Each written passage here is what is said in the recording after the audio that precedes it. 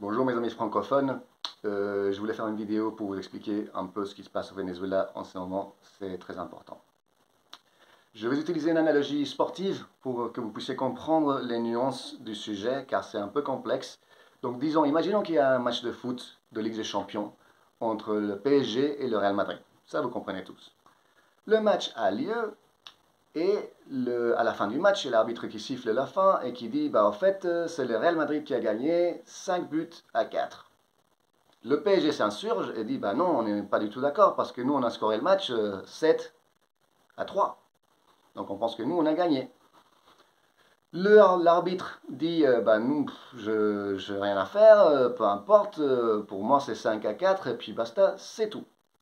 Le PSG dit, nous, on va publier, on va vous montrer que c'est nous qui vont gagner.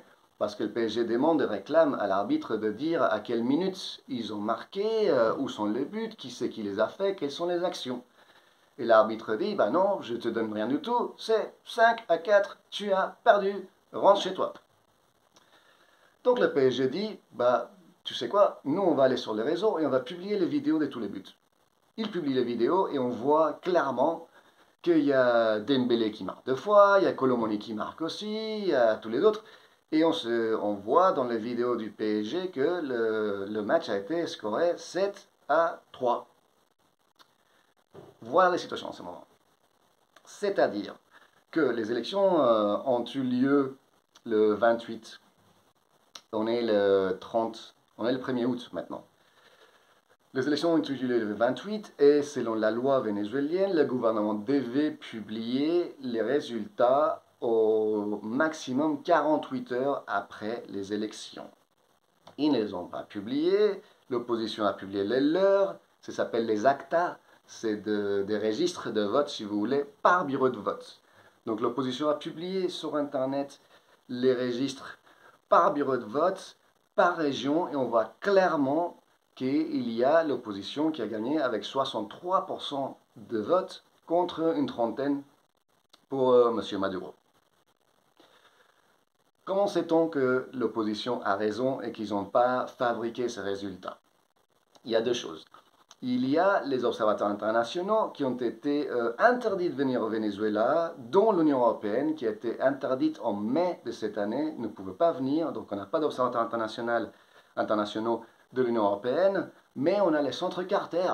C'est quoi le centre Carter? C'est un centre américain qui a toujours été là, qui a été fondé par Jimmy Carter, et qui a toujours donné son aval des élections, a cautionné les élections au Venezuela depuis même l'ère de Chavez en 2001.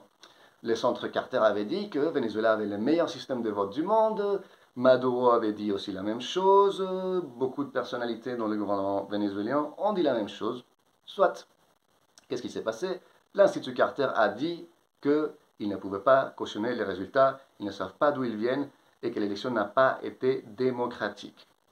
La situation est tellement grave que l'Institut Carter a dû quitter le pays avant de publier ce communiqué-là, car il craignait pour la vie de leurs représentants au Venezuela. On est à ce stade-là. Donc maintenant, Maduro dit que les centres Carter, c'est des Américains qui veulent faire un coup d'État. Bon, on connaît bien on connaît la sauce. Qu'est-ce qui se passe par la suite? Le gouvernement, à ce stade, le 1er août, n'a toujours pas publié ses résultats. Et ils sont instigés, tous tous les pays du continent demandent de voir où sont les résultats de ce 51% contre 46% qu'ils disent avoir. Donc le gouvernement a dit qu'il ne pouvait pas publier les résultats parce que, je n'invente rien, ils sont sous une attaque cybernétique depuis la Macédonie, le pays européen, ouais. Et que cette attaque électronique a été orchestrée par María Corina Machado, c'est la leader de l'opposition, les Américains et je ne sais plus qui d'autre. Donc, ils sont en train d'affirmer qu'ils subissent une attaque cybernétique des hackers de 72 heures. C'est-à-dire l'attaque cybernétique la plus longue de l'histoire de l'Internet. On n'a jamais vu une attaque cybernétique de 12 heures, 48 heures, 72 heures, ça n'existe pas. Bon, on est peut-être le premier, sait-on jamais. Ça peut arriver. Ce que les gens disent, c'est ce que les rumeurs disent, c'est qu'ils sont en train de fabriquer des nouveaux actes, de nouveaux votes, si vous voulez, pour justifier de leur fraude, on va l'appeler comme ça. Cela n'est pas si facile que ça. Au Venezuela, le système électoral est extrêmement complexe, on ne peut pas le frauder. Sans rentrer dans les détails, je vais vous dire juste trois choses. Il y a trois éléments qu'il faut comprendre pour savoir pourquoi c'est si compliqué et pourquoi le gouvernement n'a pas juste publié une feuille Excel en disant ben voilà le résultat, je m'en fous, j'ai gagné, c'est tout. Ils ne peuvent pas. Parce que dans les élections au Venezuela, c'est une élection électronique dans laquelle vous allez passer par un scanner de pouce qui va vous dire que bon, vous êtes bien la personne qui va. Vous allez dans la machine, vous tapez le vote que vous voulez et il y a un truc d'imprimé. Vous avez un petit truc imprimé qui dit ouais, on a bien vu que vous avez voté pour un tel ou un tel. Cette machine-là commence à envoyer au Centre national électoral les votes de manière systématique. Toutes les heures, toutes les 2 heures, il y a un petit truc qui sort. À la fin de la journée, il y a l'acte, c'est ce qu'on appelle le acta en espagnol, qui est imprimé et les témoins de chaque bureau de vote doivent constater que l'acte qui est publié correspond au vote que eux ils ont vu dans la machine. Donc il y a une coïncidence entre la machine et l'acte et ils signent. Tous les témoins doivent signer l'acte. Et cet acte-là a aussi un code hash en haut et un code QR en bas. Donc c'est presque impossible de le frauder. Donc le Centre national électoral dit que ce système d'envoi électronique vers eux, les des actes, c'est ça qui a été hacké par la Macédonie. Grand pays d'Internet, on le connaît. Hein. Pas les Russes évidemment, qui sont vraiment les chefs des hackers, mais les Russes ils sont avec Maduro, donc c'est pas les Russes qui peuvent hacker notre système, ça n'aurait pas de sens. Donc c'est la Macédonie. Bon. Les rumeurs disent qu'ils sont en train de fabriquer des nouveaux votes. Et ils sont en train, et ça c'est vrai, ils sont en train de kidnapper tous les témoins de bureaux de vote au Venezuela. C'est extrêmement grave. On a beaucoup de vidéos, beaucoup de dénonciations des gens qui sont arrachés de leur lit, de chez eux. Il y a une camionnette noire qui débarque et qui vous partez avec. Hein. Et on a aussi des gens de l'opposition comme Freddy Superlano, c'est un élu qui a été torturé, il a été kidnappé et torturé. Semble-t-il que ça serait pour qu'ils disent qu'effectivement, il y a eu un coup d'État, peu importe. Bref, vous voyez un peu la topo. Le gouvernement dispose de plusieurs systèmes de répression, parce que vous me dites, ouais, mais vous êtes 70%, donc vous êtes la majorité, etc. C'est pas possible. Oui, bien sûr. Mais le gouvernement dispose de paramilitaires qui s'appellent les collectivos. C'est des gens habillés en noir, cagoulés, etc. Un peu à la Brave M. Hein. Sauf qu'eux, ils tirent avec des balles réelles, et ils tuent les gens, ils les tabassent dans les rues, et ça, on les voit un peu partout. Donc eux, ils débarquent pour dissoudre les manifestants, les manifestations dans la rue.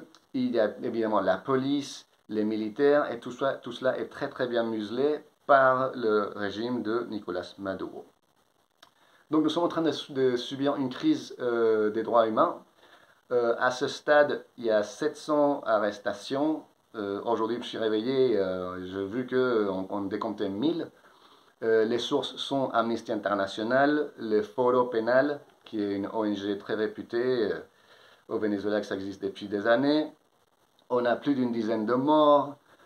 Et la situation est très très très grave, très tendue. Les gens sont en colère et voilà. La communauté internationale a toutes rejeté les résultats ou demandé de voir les votes du gouvernement. Il y a 3 pays, la Colombie, le Brésil, le Mexique, qui est un peu dans ces cas de figure, qui dit ouais, bon, nous on ne sait pas trop, on veut voir les votes. Tous les autres États de la région ont dit bah, nous on n'est pas d'accord du tout, c'est un fraude. Et les autres pays du monde un peu pareil, sauf les alliés habituels du Venezuela, l'Iran, la Russie, la Chine, Cuba, bref. Voilà la situation au Venezuela. On ne sait pas où ça va aller. Il y a de fortes chances qu'il s'éternise au pouvoir de cette manière. La répression est la chose qui me fait le plus peur. Et puis voilà, je ne vous cache pas que cette vidéo même va me causer beaucoup de problèmes, de toute évidence. Mais je ne vais pas quitter le Venezuela pour ne pas parler. Hein. Donc voilà, je vous dis ce que je pense, je vous dis la vérité. Si vous avez des questions, vous pouvez les poser. Je serai content de vous répondre. S'il vous plaît, ayez ça en tête. Si vous pouvez faire pression sur vos élus, vos représentants politiques, ça nous aiderait beaucoup. Ça fait 25 ans que ce régime est en place. Et c'est vraiment catastrophique en ce moment. Merci beaucoup. À bientôt.